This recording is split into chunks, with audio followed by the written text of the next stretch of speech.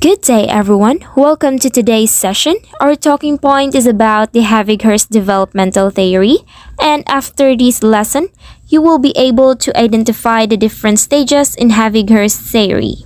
So this is Diane Rose Onda from Bachelor of Secondary Education, major in English, 1 Section A. This is Robert James Havighurst, who developed the 6 developmental stages which will be tackled in this video.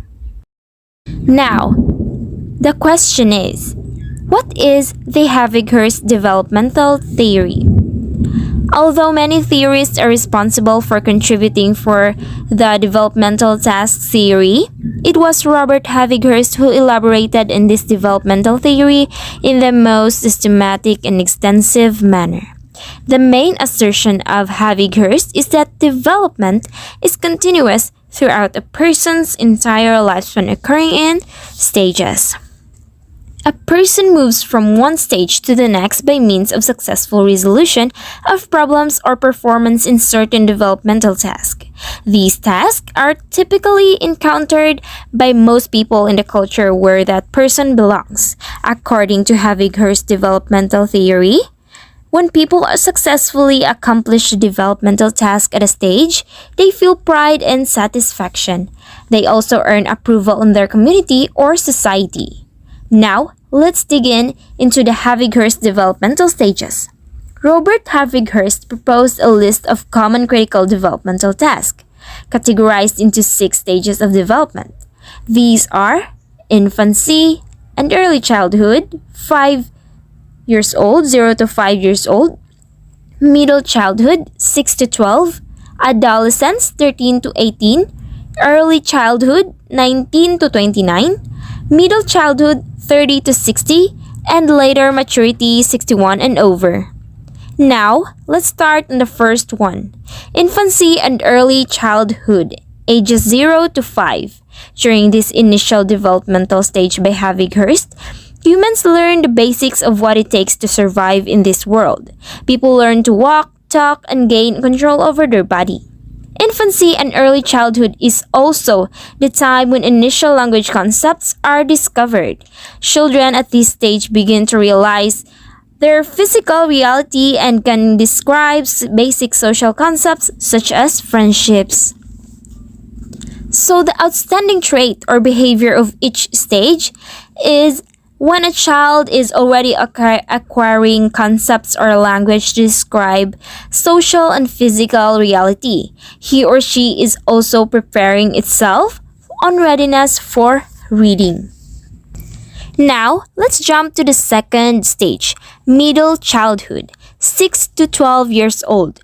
During this developmental stage, children begin to learn basic physical skills.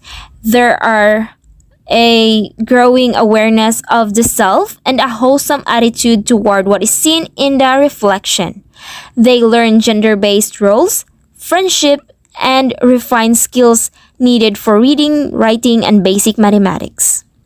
The outstanding trait or behavior of this stage is when a child has honed fundamental skills in reading, writing, and calculating concepts necessary for everyday living, conscience, morality, and values. Third is adolescence, ages 13 to 18 years old. At this stage, people seek to create relationships that have a mature quality to them. Gender-based roles for the society are achieved and there is a gradual acceptance of one's personal hygiene and know how to use it to their advantage, and emotional independence from the family which is also achieved during this developmental stage, and there is also a movement toward planning out the aspects of one's life. A priority is set on defining what it will be desired in a future companion, which may include marriage. Preparing for a career is a part of this stage as well. The outstanding trait or behavior of this stage is when an individual is setting ethical values for themselves to guide their behavior and create an ideology that can lead them toward their goals. The overall goal of this stage is to discover, desire, and achieve behavior that would be considered socially responsible.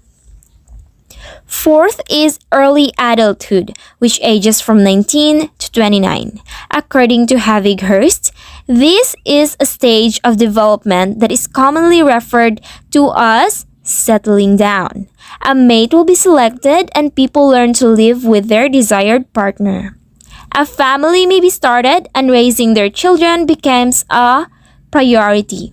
The outstanding trait or behavior of this stage is when an individual is to ultimately create and then manage a loving home environment. There will also be an emphasis on furthering one's career while looking for volunteer civic or political responsibilities. Many people will seek a welcoming social group that reinforces comfort that is hopefully being experienced at home. Now, let's jump into the fifth stage, which is the middle adulthood, which ages from 30 to 60. This developmental stage is about establishing an economic standard of living and then being able to maintain it. The outstanding trait or behavior in this stage is when an individual at this stage is providing priority in shaping their teenage children's perspectives. Leisure activities become adult-oriented instead of kid-oriented. Civic and civil responsibility is also achieved in this stage. There are adjustments made for physical and psychological changes of middle age, while a transition to becoming a parental caregiver is often required.